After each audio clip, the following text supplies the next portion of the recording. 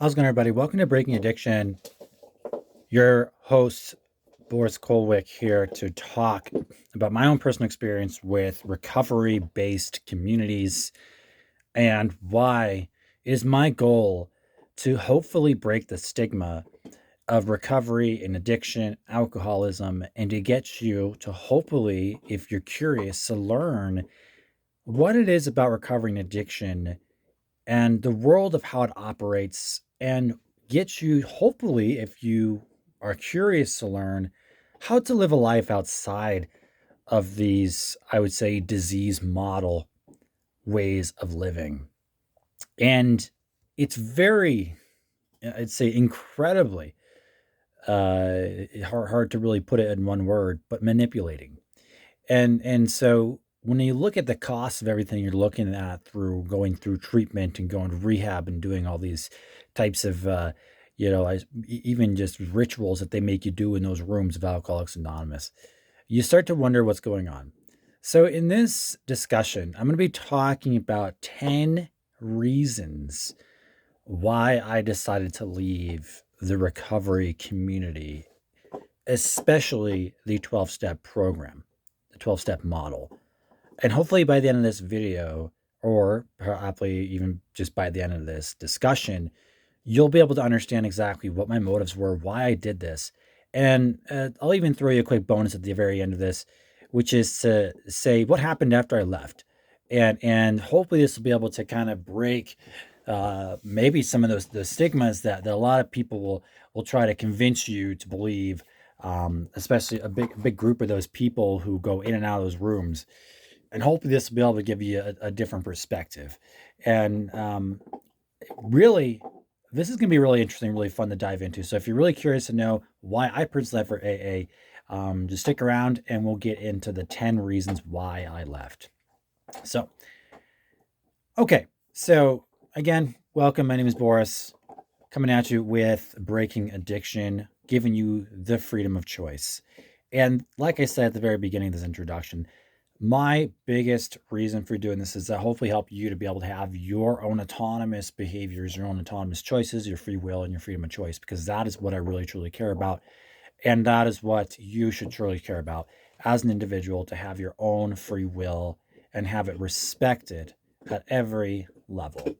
So, in this specific discussion, there are 10 reasons why I decided to step away from the 12 step model, from recovery. And I'm going to start from the 10th reason and work my way up to the first reason. The first reason why I left, will be the most important reason that I think a lot of people will start to really question. But we'll go with the number 10 reason and work our way up. So the 10th reason is vulnerability. Now, the biggest, probably one of the biggest reasons, every reason is just so incredibly important to what really made me make this full decision to leave. But the 10th reason was vulnerability. The vulnerability was something that I felt was, in a way, was really inappropriate, for a lot of people who are going in and out of those rooms.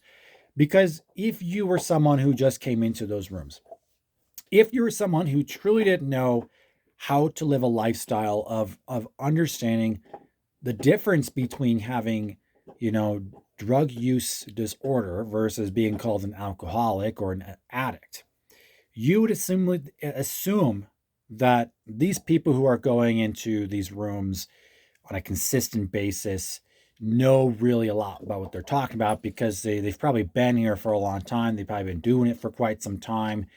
And of course, they're probably going to really take advantage of those people who are very, very vulnerable. They come in, they don't know anything about what's going on. All they know is that they feel like they have a problem and they want to stop. But the vast majority of those people who do go in those rooms don't have any sort of, I would say, scientific evidence. They don't have any sort of, addiction counseling degree. They haven't worked towards any sort of thing like that whatsoever. And so just because they have experience from drinking or drugging, that gives them the okay to tell people what their source of hope is.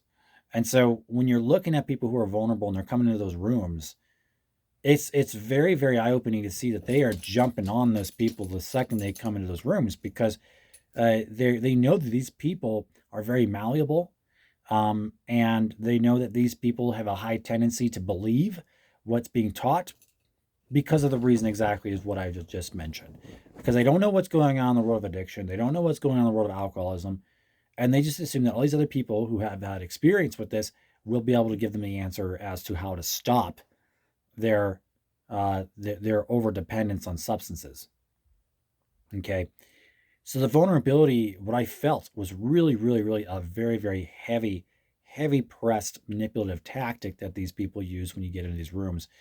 The second there's a new person, they do this thing where they just love bomb the heck out of you. They act like you're the most important person in the room, which by all means, you probably are the most important person in the room. But it's not for a good reason. In general, the biggest reason is that they want to indoctrinate you into this cult like mentality that you have to stay here for the rest of your life. Otherwise, they're gonna you're not gonna make it. Okay, but you must keep in mind that when I was working into this program, I found that the less vulnerability I had, the more I was continuing to go to these rooms, the more I was continuing to build a habit of putting recovery first and going to those meetings first. There were times where I probably, if I had all day, I'd probably go to 3 meetings a day, because I was just so obsessed with going to meetings because I thoroughly enjoyed it.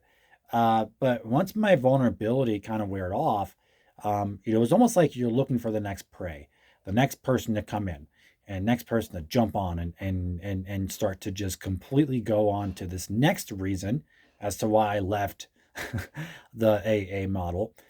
The ninth reason why I left was because people were coercing others to stay. Okay.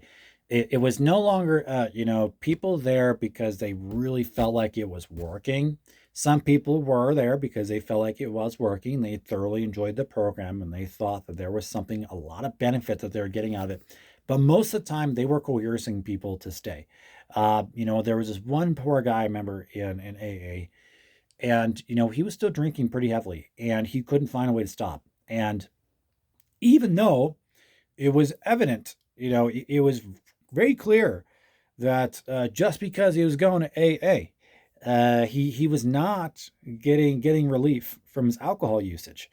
Okay, because the AA members were coercing him to completely come back and come back and come back and come back, and eventually, just by coming back over and over and over and over, eventually that'll kill his desire to want to drink.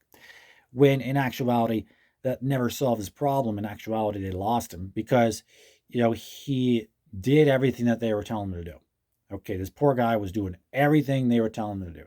He was showing up to meetings, he was calling people, he was trying to do just about everything he possibly could. He got a book, he tried reading it, and he just couldn't stop drinking.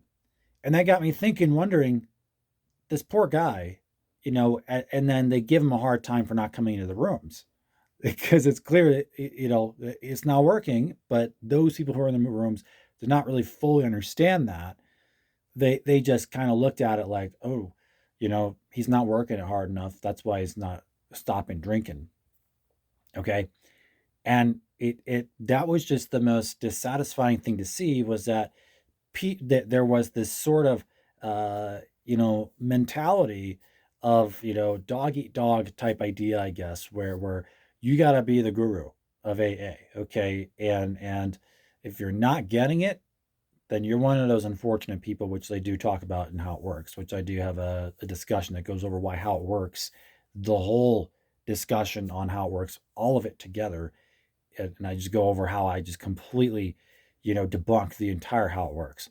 If you're not familiar with that, I do have a discussion that'll go over that.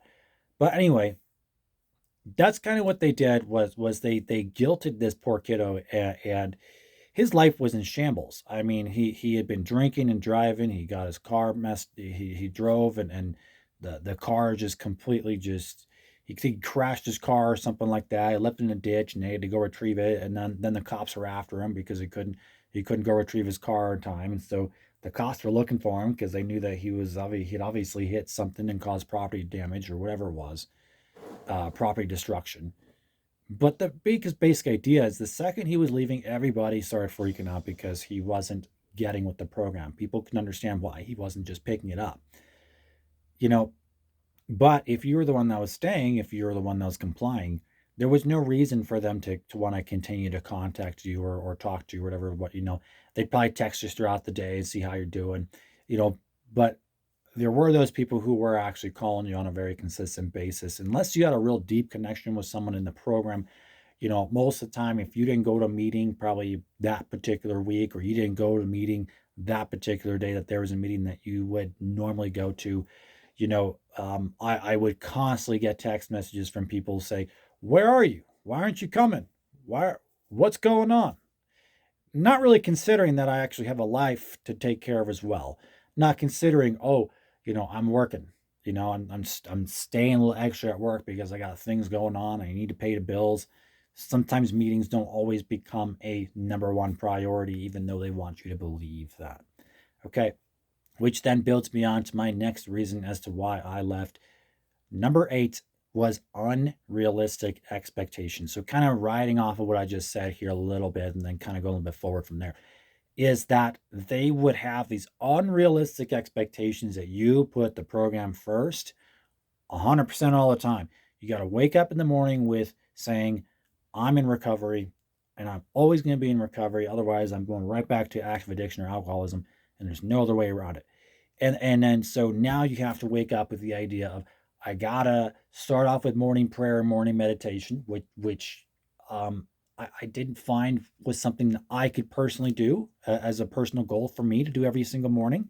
I found that is very hard to commit to every single morning because I do like my sleep, and waking up every morning to do this sort of real intense ritual, to basically, in long story short, get on the right team with my higher power so that I could resist the temptation to act out to my favorite or desirable tendencies of addiction. Um, but of course, there was unrealistic expectations that if you didn't complete those expectations, if you didn't complete those daily tasks, you were looked at as this person who was starting to go downhill real quick because they're worried that if you don't do these things, you're going to fail. You're going to go back out and drink. And so some of these things that they expected were so much of this recovery practice model that you would do. Things like calling your sponsor, calling a recovery partner or accountability partner, regular meeting attendance, making an average of one meeting per day, or an average of 7 meetings per week. Um, Personal recovery, things you do on the side, such as, maybe doing some journaling, or maybe just checking in with your app. Sometimes there's recovery apps that you can use to kind of check how you're doing throughout the day and kind of chat with people, or you can do your little personal step work.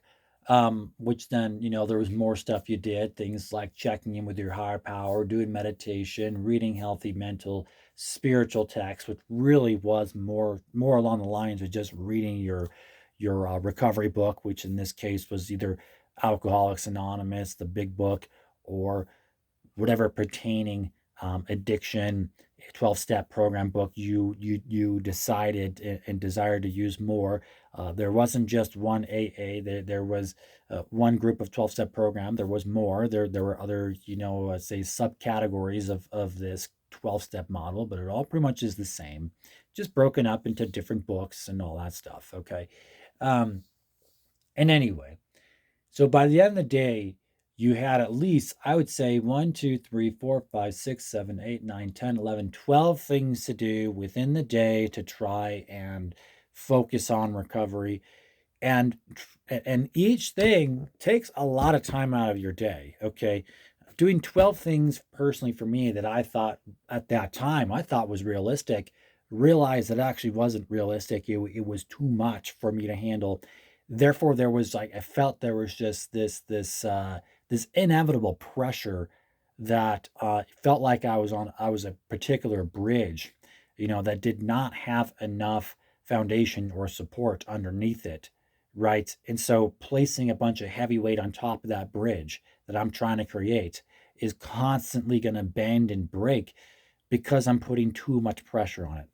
And that's exactly what it felt like. So that when people were calling you and people were wondering what's going on with you, you didn't answer your text message for God knows for an hour or something, and they're freaking out because they think you're leaving the program. I even had people reach out to my family because they were so concerned that I left the program. They were so worried that I left and started drinking. That even my brother called me and he was like, "Are you okay?" And I was like, "No, I'm doing great. Actually, I almost feel better than when I was in the program." But again, there were these fixed expectations. And so when I didn't meet those expectations, I felt like I was failing. Okay. If I didn't make the meeting on time, I felt like I was failing. Okay. Another analogy, actually, not even an analogy, it was an actual event that I saw when somehow it just worked out just right where I was driving down the street, happened to stop at a stoplight. And as I was sitting there at the stoplight, there's a particular meeting I usually like to go to around noon, and unfortunately, I couldn't make it because I had work obligations, but at the same time, it was around that time, and I could see that there's this one lady that absolutely goes to those meetings every single day nonstop, and I could see in her head that she was late for the meeting. I was looking at the time and I was like, "Ooh, she's only got like 3 minutes to get there." Okay. And she had this engine roaring in her head that she had to get there on time. Okay. And if she didn't get there on time, you could tell there was just this formidable fear that was just completely, she was just, is taken over with fear that if she didn't get there, who knows how she would react or who knows how that would affect the rest of her day. Okay. And to me, that was just so sad. That was something that just that clicked when I saw that. And this was when I was currently still going to meetings, but I felt bad for her for the first time. Finally understood. I stepped away from the recovery model for that split second, and I just observed things for how they really are. And I just saw how incredibly stressed out this poor woman was to get to a meeting on time. And so finally the walk light signal allowed her to start walking across the street, and she was just like, doing that jogging slash walking thing, where she's not really jogging, but she's not really walking, but she was definitely hustling to get to that meeting. And her eyes were so pinpoint focused on, I gotta get there, I gotta get there, I gotta get there, gotta get there, gotta get there. And I just felt so bad for her because I wanted to tell her, hey, it's okay if you're late. You're not going to relapse if you are late to a meeting, right? And so that's when I started to realize something wasn't right. And so I could see that when having unrealistic expectations being placed on you every single day you wake up in the morning, from the moment you wake to the time you go to bed, you can see that the weight of these unrealistic expectations can produce a sense of doom. And so that's when I started to realize that something wasn't right with that. The seventh reason why I left was because of the steps. Now, I'm not going to, talk specifically about why I disagree with the steps and how they don't work specifically. I think I can make a separate discussion on that. But what I'm really going to talk about here is just a broad term, is something I observed in those rooms. Is every single time I go to, there was a specific meeting uh, I went to. It was a very late meeting on a Friday evening, and it was one of those meetings that are kind of wild, and people like to have quote unquote a lot of fun there, and act pretty rambunctious and stuff, which is fine. I think a lot of people really enjoy having a lot of fun and recovery and stuff like that. But the introduction of the meeting, to introduce who you were as a person, you first of all had to say who you were, identify yourself as an alcoholic, and tell people when was the last time you talked to your sponsor, and then tell them what step you were on. And to me, that was just crazy because it was like now the light is really being shined upon you, and now you really got to tell people, oh, I'm still on step one. It's been how long, since I've been working on step one. So they really pressured you to try and get through the steps. And so when they say they're here are the suggestions we took as a program of recovery, and here are the steps we took as a program of recovery. It's no longer a suggestion anymore when they're heavily, forcing you in a way to identify yourself. They're not really forcing you, but it's heavily implied. You're kind of sadly looked upon if you don't really comply. And no one wants to be that person, you know what I mean? That's not really complying to this. So anyway, they would go through with that. Last time you talked to your sponsor, and when you didn't talk to your sponsor for a little while, they would comment these sort of negative remarks as you didn't talk to your sponsor. Let's say it's been about a week since you last talked to your sponsor, and they would kind of make fun of you in a way and say, "Oh, it's been a week. Oh no!" And I think they were doing that to try and make fun, and have fun and enjoy it, and but at the same time, they're still giving you a little bit of pressure to talk to your sponsor every single day. Okay, and then going on to the idea of that step work. Okay, was that it didn't matter what step I was on, okay, or anybody was on for that matter, you still was not guaranteed sobriety. Okay, no matter what step you're on, you still had that chance to go back out and drink. You still had that chance to go back out and drug. You still had that chance to go back and overeat. You still had that chance to go back out and commit to whatever it is, desire, selfish desire they're going to put it as, that you like to overindulge in. Okay, and then so what got me thinking about that was like I remember there's this one particular guy as well.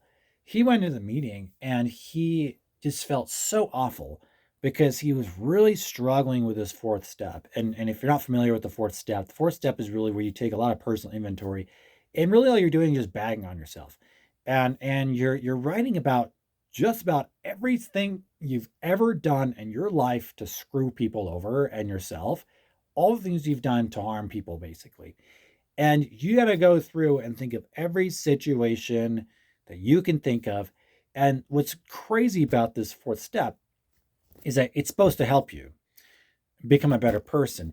But when you're putting a whole lot of weight on how terrible of a person you are, and now you have this sort of fixed ideology that you'll always be an alcoholic no matter how hard you try, but now you're coming at this sort of growth mindset which doesn't work in this sort of scenario, right? Because you're stuck in the stuckness of feeling like you are stuck, right?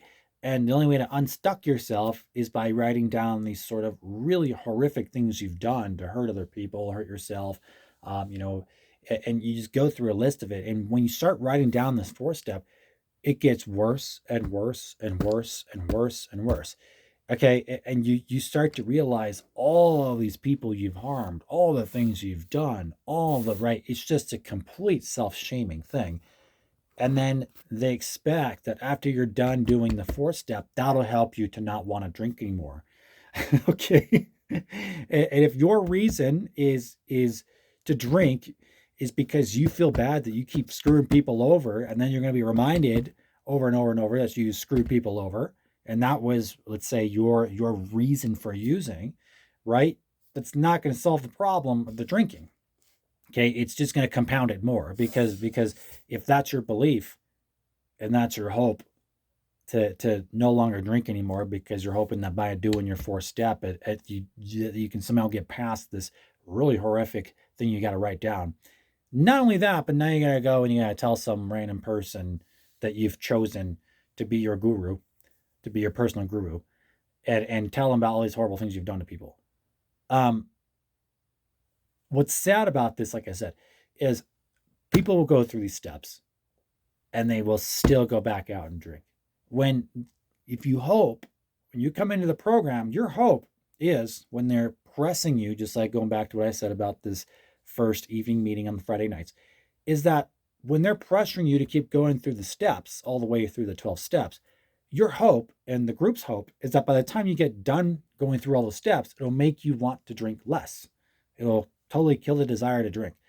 But from what I've understood and what I've seen and the percentages of people going in and out, is that the further these people go into the program, the deeper they go into the program, the more shame, the more guilt, the more self-deprecative they become.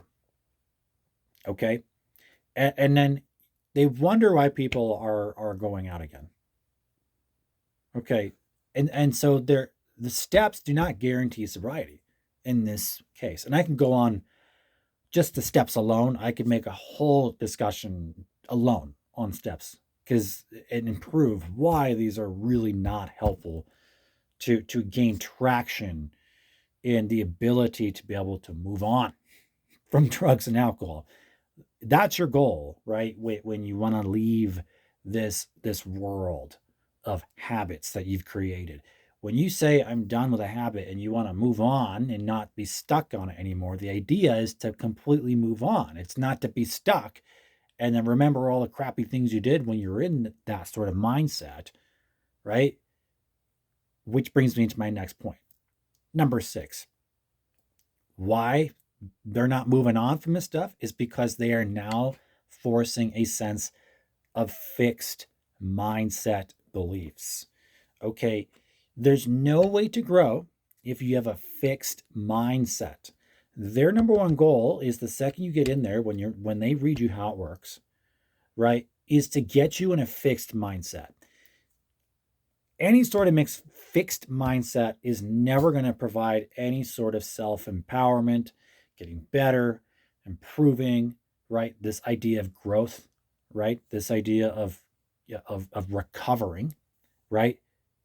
If you're going to be stuck on the idea that you're an alcoholic, you're going to be stuck on the idea that you screwed people over, you're going to be stuck on the idea that you got to go make these amends, and you guys stuck on the idea of, oh my goodness, what if they don't actually forgive me? I've seen people just be completely going through these steps, right? And they got this fixed mindset that the program will tell them that once you go through make your amends to people, this is just one of those steps, that they're going to forgive you and your life is going to get better after that. Um, and that, at least that's what they hope.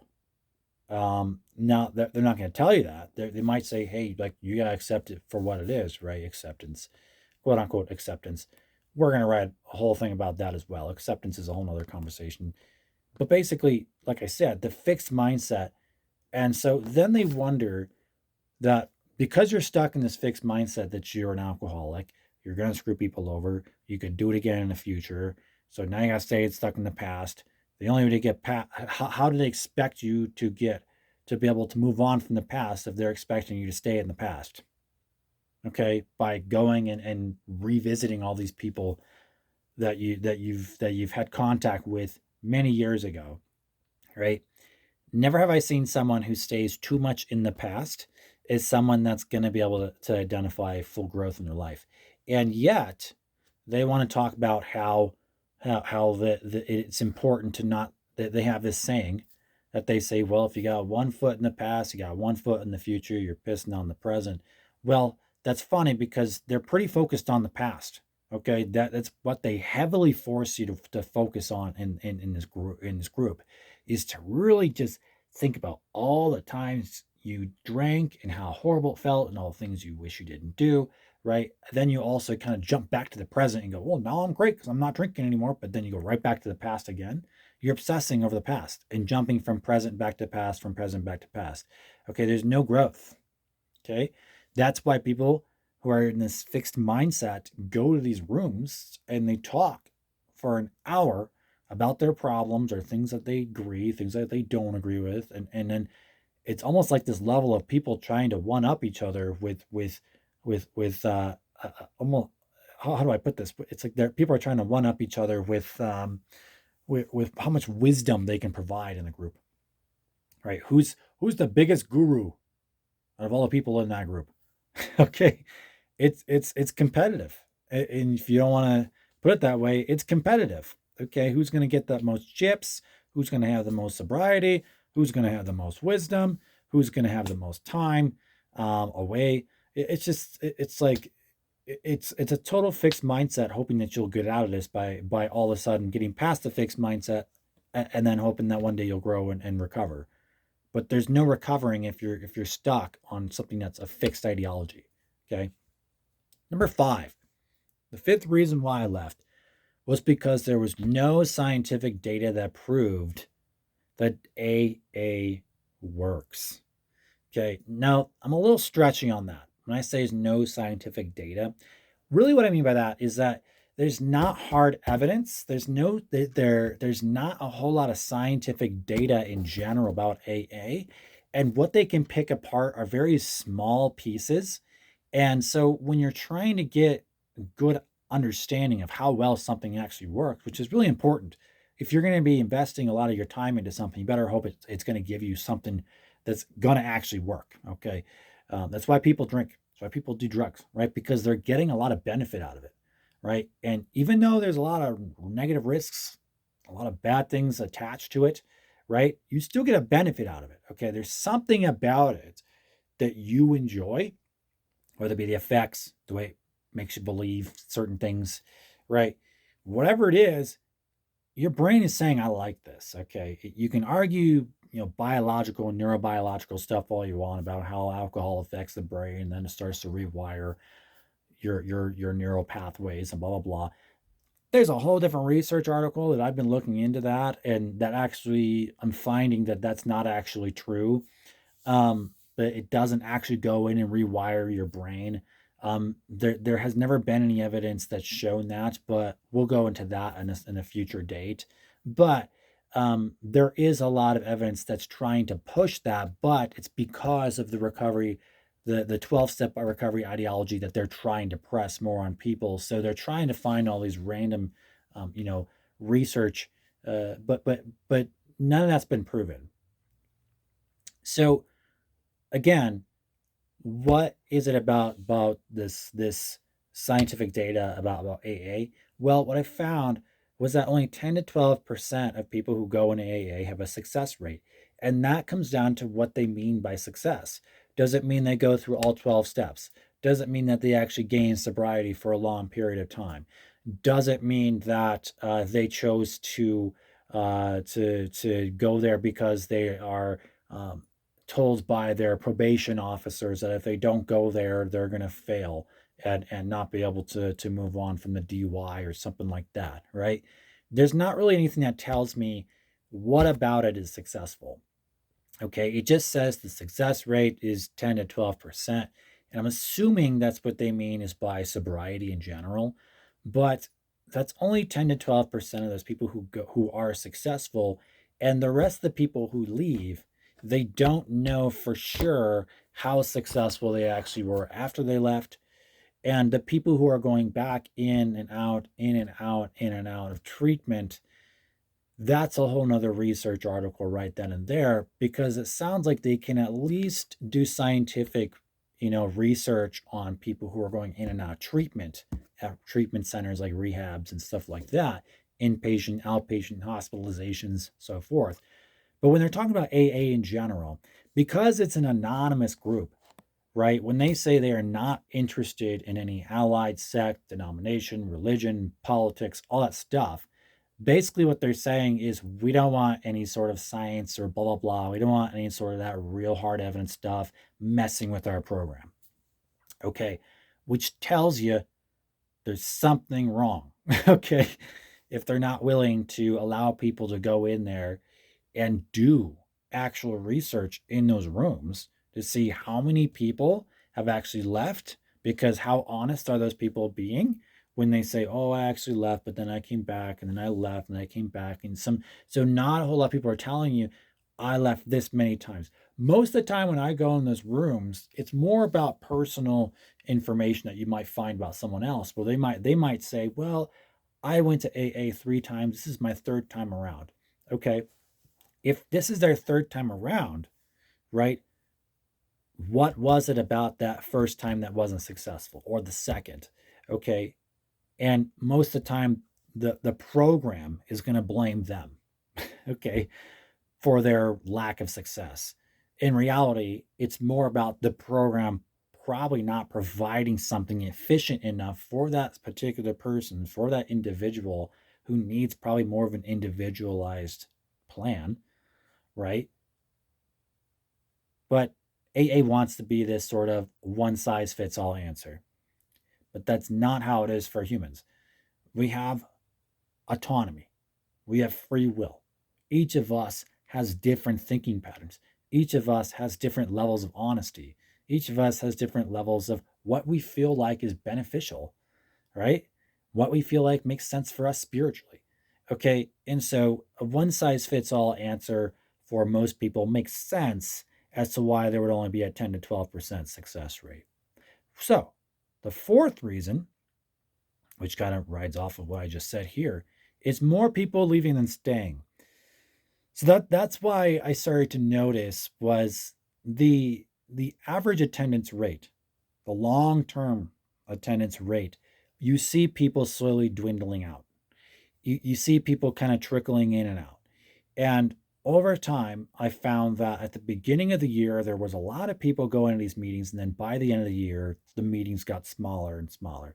And it almost seemed like people were doing this sort of like New Year's resolution thing where they say, well, I want to stop drinking. So then they go real hard at the beginning of the year, and then you see them slowly trickle out. And it got me to wonder why are there more people leaving than staying? And so I started to really look into research and wonder, is it because this sort of alcoholism is a real thing, that it's actually forcing people to go outside of those rooms and start drinking again? Is it because, like, they're saying that people aren't being honest with themselves, that they no longer want to be honest with themselves in the program? Is it because or is it just because they simply felt like the program didn't fit for them? Um, or did they feel like they just didn't need treatment anymore?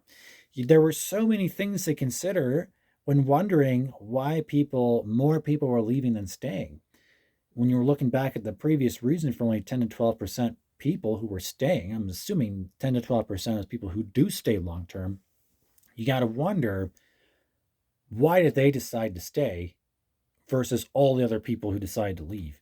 And how hard is it on those people who do find a lot of success in this program to watch people continuously go in and out, in and out, in and out?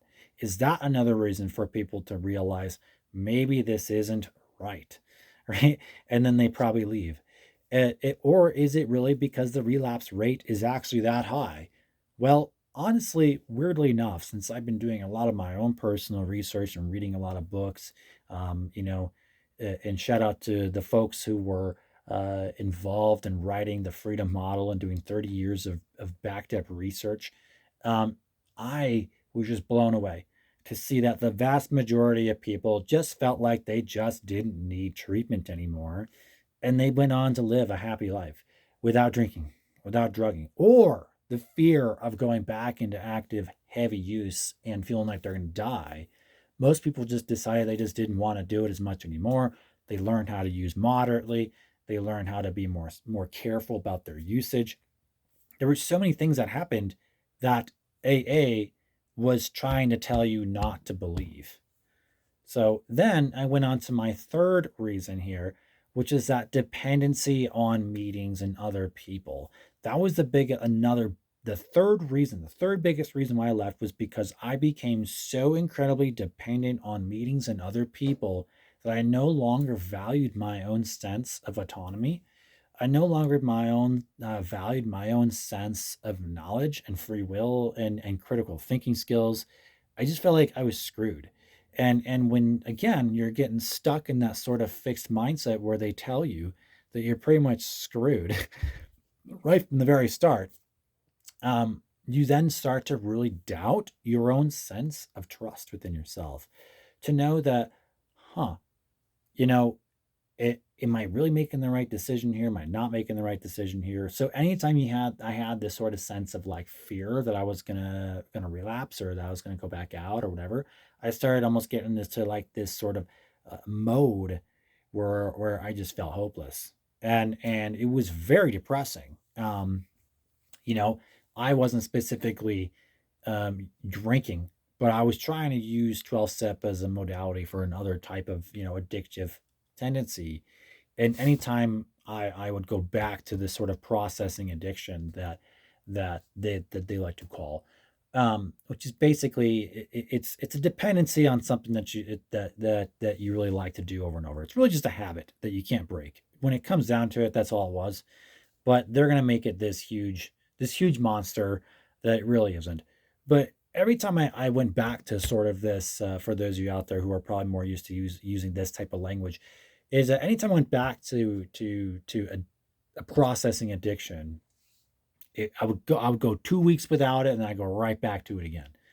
And then I feel real good about myself about 3 weeks in, and then all of a sudden I felt this overwhelming desire, right? And that's what they're gonna try and get you to believe, is that you have this overwhelming desire that's eventually gonna catch up to you. Now you gotta go to a meeting, you gotta talk to other people about it so you don't give in. And unfortunately, what I realized was it didn't matter how many meetings I went to. I went there were days where I went to 2 meetings a day, and I came back, and then I relapsed to my own personal desire, selfish desire that I like to indulge in, and I couldn't figure it out. It was just mind-boggling. I couldn't understand why this was happening. But yeah, they're telling you because you're not working the program, you're not depending enough on your sponsor or other people, you're not calling other people. When it was clear that there were days where I just simply didn't want to do it because it was a lot of heavy work for me to do on my end just for something that I was asking for something that I was asking for that would be that just a simple request that I was trying to remove this habit from my life. I didn't realize I had to put so much work and effort into something that really shouldn't have been that hard to stop. Okay. Which successfully, I found a whole different way to unify myself with this sort of habit and understand why I did it and what my causes are. I finally nowadays have learned, oh, that's why I'm doing it, and it's like when you finally connect the dots, it's not hard to stop anymore. But AA and these 12-step models are gonna make it as confusing as possible, because they want you to stay. And when you're being over dependent on meetings, being over dependent on other people, you're being over dependent on journaling or whatever other recovery practices that they teach you, you're not dealing with the cause. You're not dealing with the problem. You're not dealing with why you're doing this in the first place. So I found over time, it didn't matter how many meetings I went to. They would tell you, keep coming back, keep coming back, keep coming back, keep coming back. You know, I think maybe for people who are really determined to try and maybe use a distraction as a way to get them to not use, if that really works for them, maybe that works, right? Because at the end of the day, that's all 12-step model groups are. They're just distractions away from your addiction or your preferred use of substances. And then so it just found that even though I was calling my sponsor, even though I was calling someone on a daily basis or receiving calls from other people on a daily basis, it did not remove my desire or habit that I built throughout all the years. The second reason why I left was because of a spiritual versus physical habit. Now, I have nothing wrong with spirituality. I think spirituality is the shit. I think it's cool. Okay. I spent a lot of time studying spirituality. I spent a lot of time understanding why people have to feel so incredibly engaged with nature. We all do it as humans. We have to find this sort of means of feeling connection with our environment, right? And I think that's just like the most beautiful thing, right? However, trying to have this sort of connection with a spiritual entity, whether it be the universe or whether it be God or whether it be the Tao or whatever it is that you chose to have as your higher power, and especially in AA, they're going to really pretty much heavily influence you that it's God. But at the same time, they're still going to try and influence you to believe that it's your own understanding of God. But but it's pretty much all the same thing. It's still God.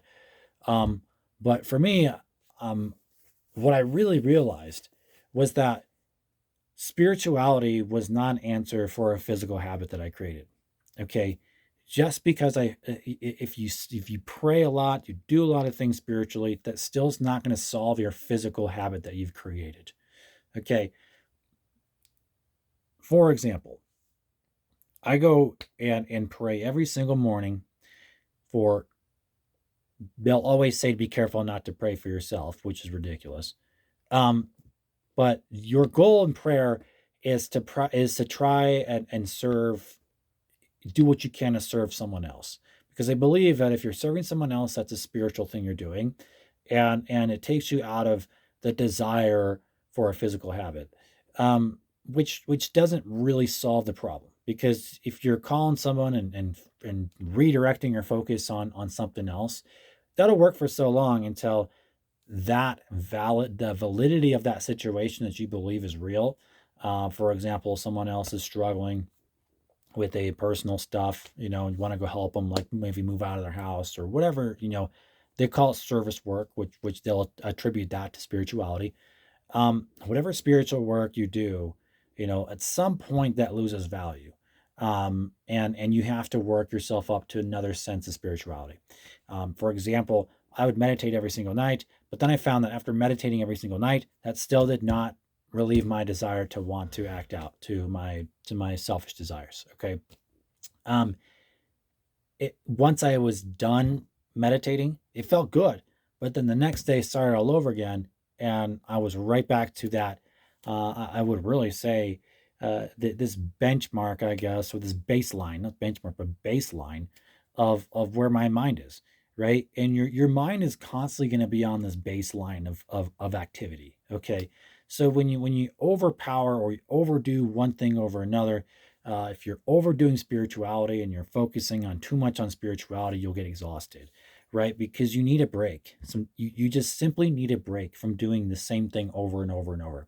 Okay. Even when you're drinking, okay, even when you're using drugs, right?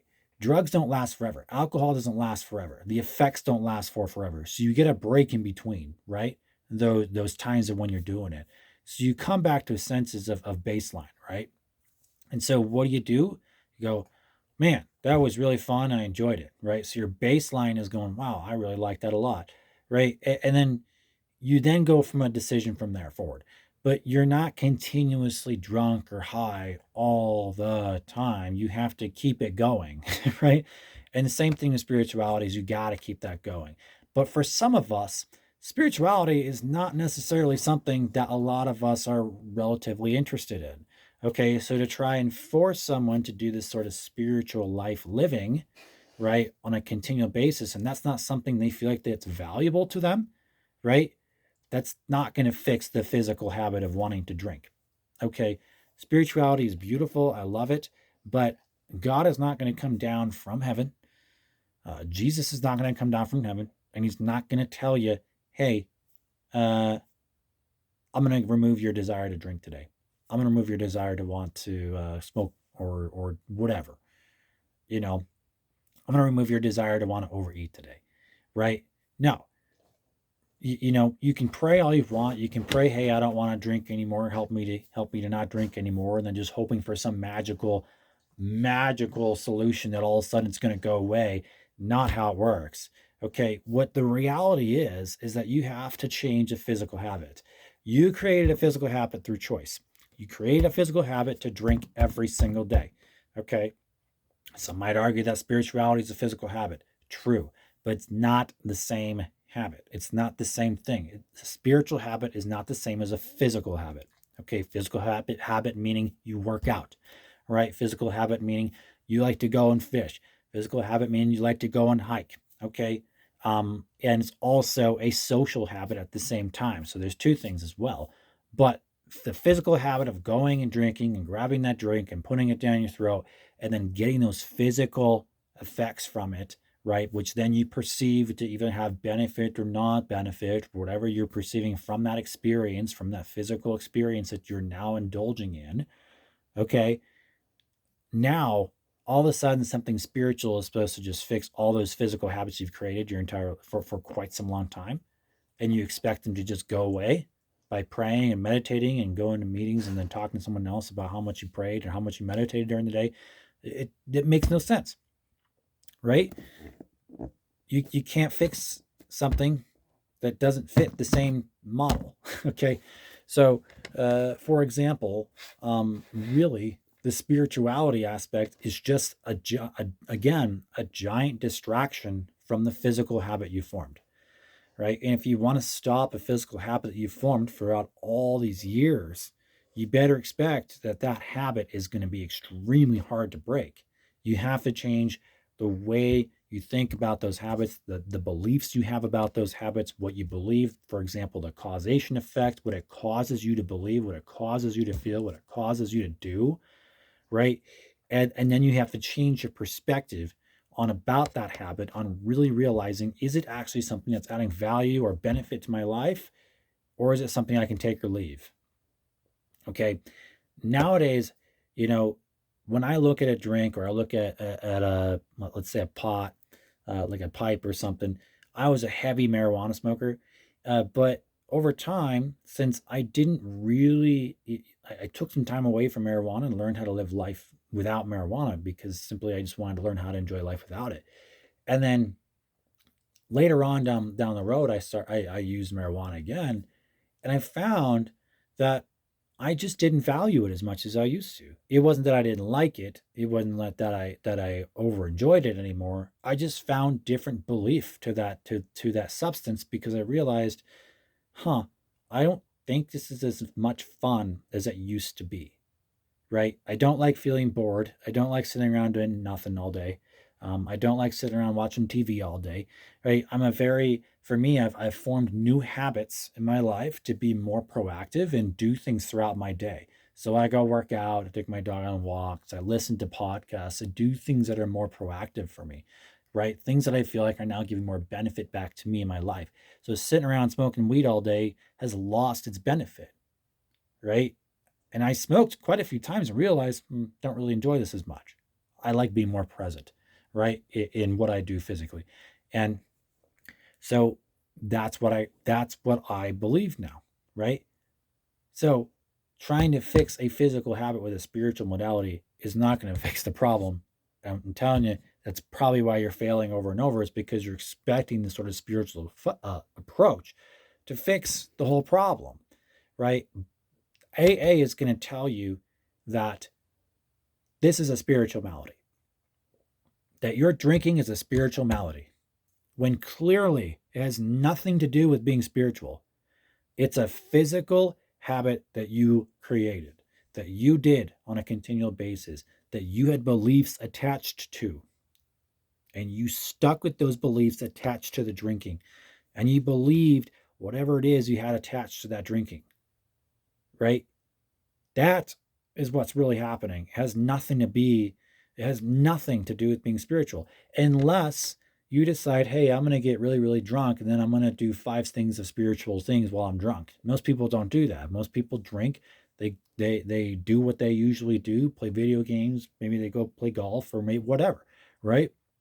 They're not usually sitting around, and meditating while they're drinking, right? They're not sitting around and after they drink, they don't go and do 20 Hail Marys, right? It's not typically what happens, right? You usually do something, you pair that activity, the drinking or the pot or the cocaine, right? You pair that activity with a physical activity such as hiking or whatever, or whatever the heck you like to do, playing pool, going to the bar. You pair it with a social event, you know, it has nothing to do with being spiritual. So why are they going to say it's a spiritual malady? You see what I'm saying? The number one reason why I left AA is the worst lie you're going to be taught when you go into those rooms. The number one reason is powerlessness. Powerlessness. How demoralizing is that?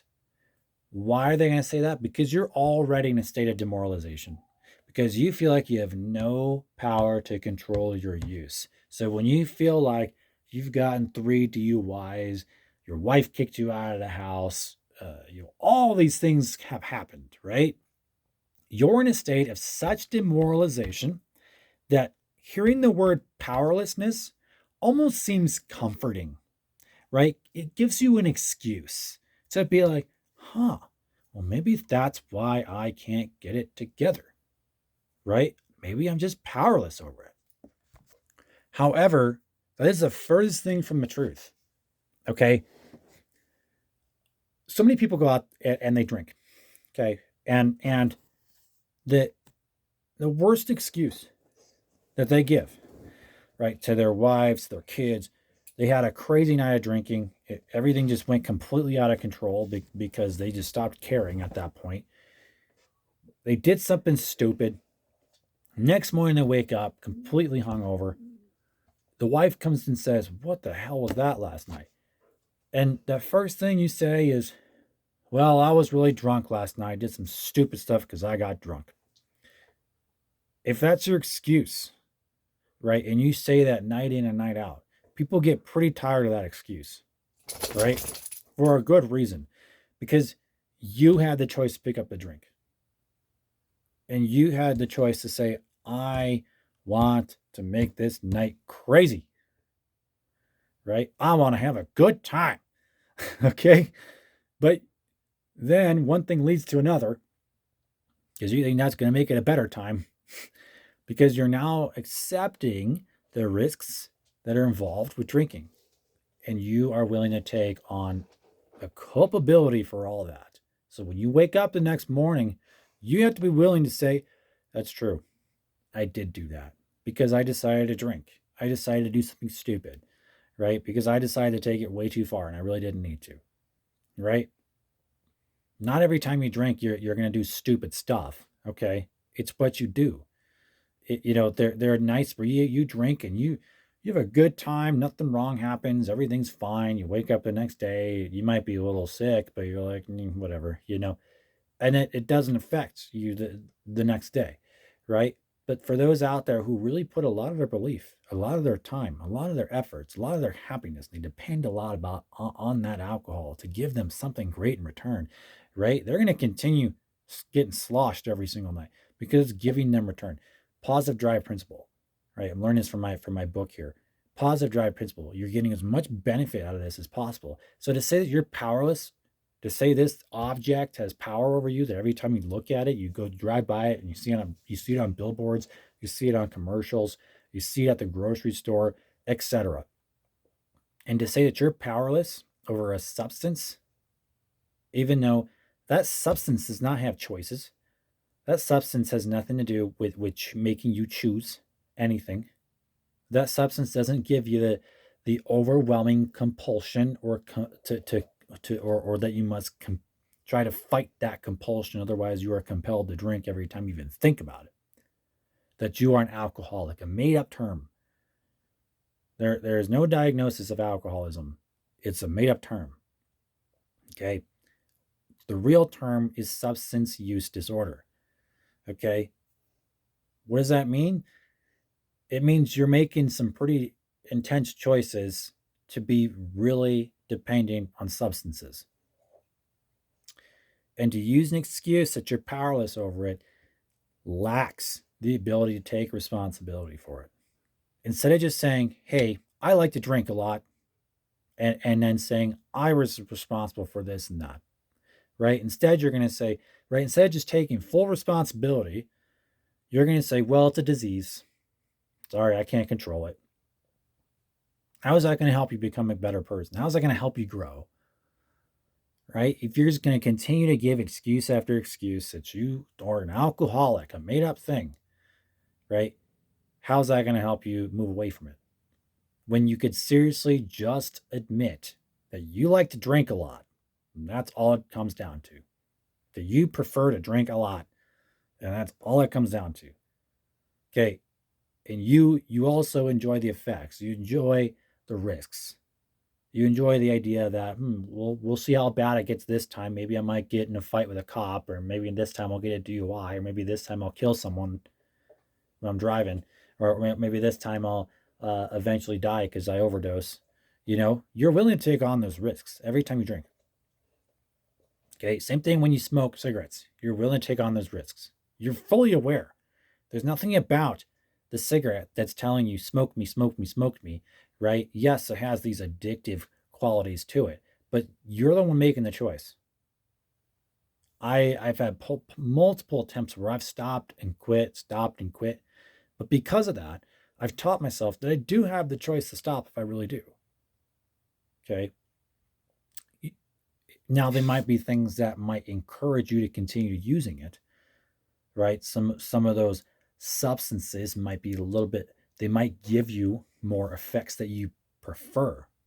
But even even those addictive substances, not everybody takes it the same way.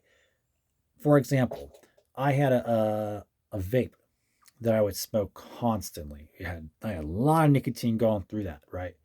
And my girlfriend at the time and her family, they tried it. For the very first time they tried it. And the second they inhaled it, they started coughing, they got dizzy, and they're like, "This is awful. Why do you like this?" It's perspective, right? They didn't want to hit that thing ever again after that. It hurt their lungs. It was painful. It was disgusting. They felt dizzy. They felt like they were going to puke, right? Same thing with tobacco. For me, when I was chewing tobacco, I hated it. So it came down to not the fact that the substance is addictive, right? It's your choice to believe that you enjoy it.